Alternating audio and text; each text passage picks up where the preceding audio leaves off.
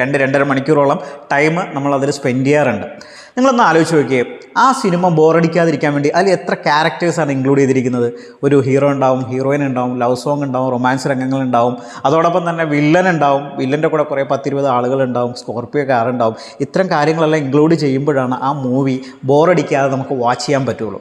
ഒരു 2-2.5 മണിക്കൂറുള്ള മൂവി ബോറടിക്കാതിരിക്കാൻ ഇത്രയും ക്യാരക്ടേഴ്സ് അതിൽ ഇൻക്ലൂഡ് ചെയ്യണമെങ്കിൽ നീണ്ടു കിടക്കുന്ന നമ്മുടെ ലൈഫ് എത്രയോ മണിക്കൂറുകൾ മുന്നോട്ട് കിടക്കുകയാണ്.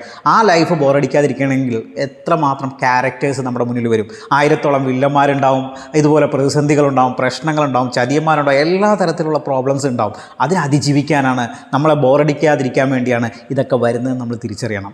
നമ്മൾ ബോറടിക്കാതിരിക്കാൻ, ലൈഫിൽ ബോറടിക്കാതിരിക്കാൻ, നമ്മളെ ആക്റ്റീവ് ആക്കാൻ വേണ്ടിയാണ് ഇത്തരം കാര്യങ്ങൾ വരുന്നത്. ഇത് തിരിച്ചറിവോട് കൂടി പ്രവർത്തിച്ചുണ്ടല്ലോ, യോഗമില്ലെന്ന് കരുതി നമുക്ക് മാറി നിൽക്കേണ്ടി വരില്ല.